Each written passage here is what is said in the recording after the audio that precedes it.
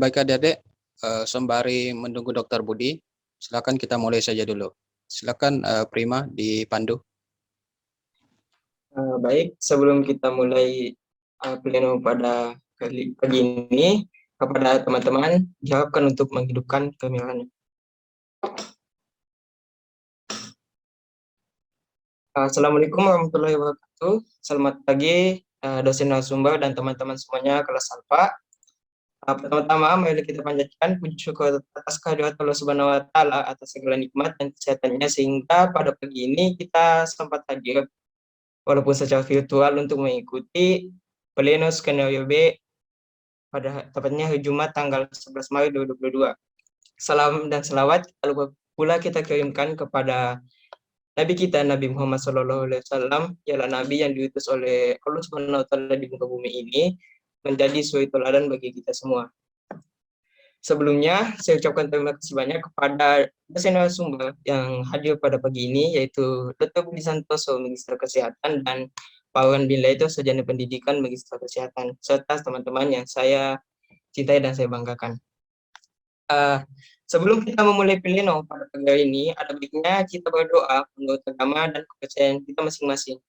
Berdoa dimulai.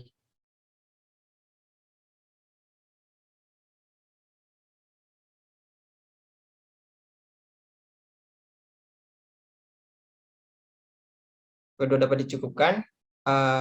Baik, langsung saja kita masuk ke pemaparan materi. Jadi pada pleno kali ini akan ada dua kelompok yang memaparkan materi, yaitu kelompok A1 dan kelompok A3. Yang pertama kita mulai ke kelompok A1. Kepada kelompok A1 saya persilahkan. Waktu 20 menit ketika presentan memulai berbicara. Baik, terima kasih moderator. Izin untuk share screen.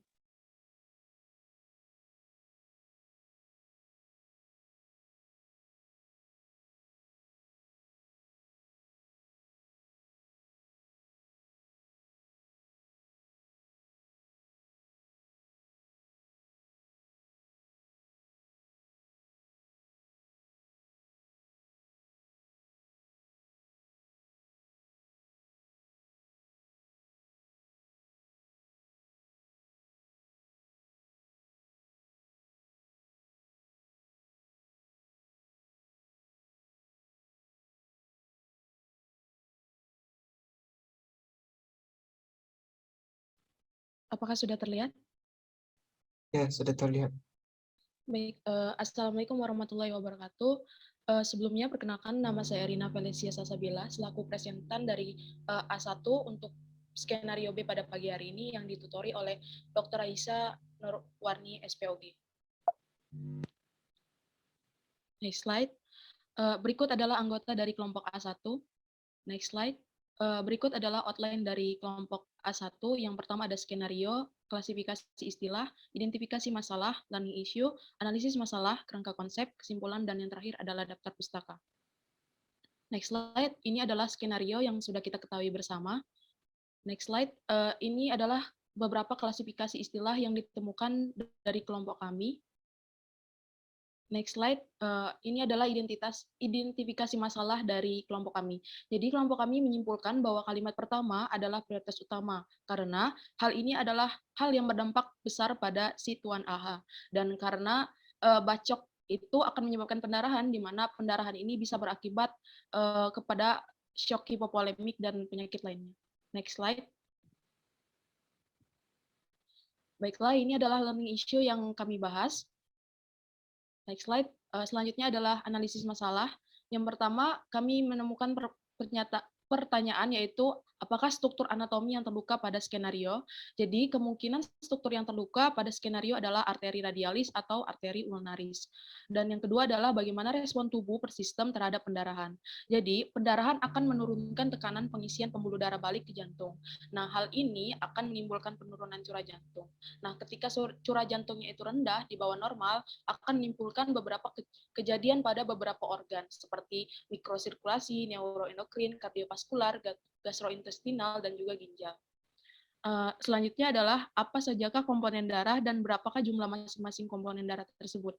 Jadi komponen darah itu terdiri dari yang pertama ada plasma, itu kalau pada wanita 58% dan pada pria itu 55%. Kemudian ada sel darah putih dan platelet itu kurang lebih 1%. Dan eritrosit itu pada wanita 42% dan pada pria 45%. Next slide. Analisis masalah selanjutnya adalah bagaimana pertolongan pertama yang bisa diberikan kepada orang yang mengalami pendarahan akibat dibacok. Jadi ketika seseorang mengalami pendarahan, hal yang bisa dilakukan adalah memberikan tekanan pada daerah tersebut dengan menggunakan kain dan handuk untuk meminimalisir darah yang keluar agar tidak terlalu banyak. Kemudian berikan dukungan ketinggian dengan menggunakan bisa pakai bantal untuk meningkatkan aliran darah. Dan kemudian cobalah untuk menjaga kaki agar posisi itu tetap di sana dan kemudian bisa kita menghubungi ambulan. Next slide. Bagaimana dampak pendarahan terhadap gangguan fungsi tubuh? Jadi ketika seseorang mengalami pendarahan berakibat seseorang itu kekurangan oksigen. Nah, karena kekurangan oksigen, akibatnya dia memerlukan oksigen yang banyak. Nah, karena hal itu, si Tuan AH ini harus bernapas secara cepat dan dalam. Dan karena hal itu, Tuan AH ini terlihat sesak napas. Dan akhirnya terlihat seperti lemas dan bisa kita simpulkan bahwa ia terkena shock hipovolemik. Next slide. Apa yang menyebabkan terjadinya pendarahan dan darah memancar deras? Jadi yang pertama adalah penyebab pendarahan. Pendarahan itu karena adanya luka tusukan di daerah daerah tangan kita atau pergelangan tangan, dan pendarahan ini terjadi akibat pembuluh darah di daerah ini yang terputus. Nah, cedera yang memungkinkan terjadinya adalah di daerah dinding arteri yang memiliki kecepatan aliran lebih tinggi daripada vena dan membawa lebih banyak darah untuk mengantarkan oksigen ke seluruh sel dan di seluruh tubuh kita. Nah, kalau misalkan kenapa dia dapat memancar deras, karena darah yang keluar itu mengalir deras. Itu disebabkan karena tekanan darah dan resistensinya itu terganggu. Karena semakin tinggi tekanan dan semakin rendah resistensi, maka darah yang akan mengalir itu akan semakin banyak dan semakin deras. Next slide. Next, pertanyaan selanjutnya adalah apa sajakah faktor-faktor yang terkait dengan respon tubuh yang dialami Tuan AH? Jadi respon tubuh yang dialami oleh Tuan AH ini adalah terdapat hipovolemic shock atau shock hipovolemik, diantaranya adalah takikardia, brakikardia yang terjadi karena faktor kekurangan darah atau kehilangan darah kurang lebih 15%, dan gangguan cemas dan marah karena faktor syaraf yang terganggu akibat kekurangan darah. Next slide. Selanjutnya adalah bagaimana indikasi proses yang terjadi saat pernapasan menjadi cepat dan dalam. Jadi seperti yang sudah saya jelaskan tadi, ketika seseorang mengalami pendarahan, dia akan kekurangan oksigen, di mana itu disebabkan karena aliran balik vena berkurang, sehingga lebih sedikit darah yang masuk ke atrium dari vena cava, dan itu menyebabkan mengurangi volume diastolik akhir, menyebabkan miokondrium berkontraksi kuat dan meningkatkan denyut jantung. Dan hal yang bisa dilakukan adalah peningkatan denyut jantung. Nah, meningkatkan pemompaan jantung ke paru-paru untuk tadi mendapatkan oksigen. Kemudian ini berkebalikan dengan stroke volume, ia mengecil dan hampir tidak ada penyimpanan oksigen. Akibatnya kebutuhan oksigen itu tidak dapat terpenuhi. Karena hal itu, maka ia seperti sesak napas, dan untuk mengatasi hal tersebut, si Tuan AH ini harus bernapas cepat dan dalam. Next slide, berapakah nilai normal dari masing-masing pemeriksaan ABCD? Jadi yang pertama adalah tekanan darah diastolik, itu normalnya 90 sampai 140 mmHg dan diikuti dengan peningkatan usia. Kemudian ada tekanan distolik 60 sampai 90 mmHg, kemudian denyut jantung rata-rata 60 sampai 80 denyut per menit, laju pernapasan 8 sampai 12 siklus per menit, dan suhu tubuh normalnya adalah 36,1 sampai 37,5 derajat Celcius. Kemudian apakah tujuan pemeriksaan disability pada primer survei?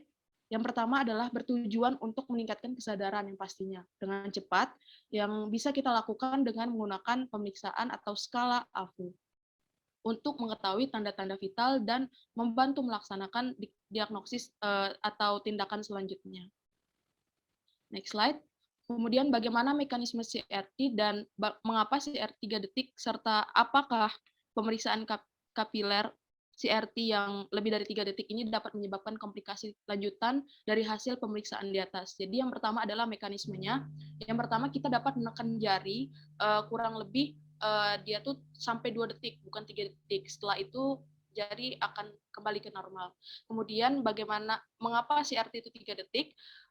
Itu menunjukkan bahwa jaringan yang terisi dalam darah itu tidak optimal dan aliran darah yang ke jantung itu berkurang. Hal ini menunjukkan perubahan tekanan darah akibat pengobatan, hipotermia, penyakit jantung, ataupun juga shock hipovolemik seperti yang ada pada skenario.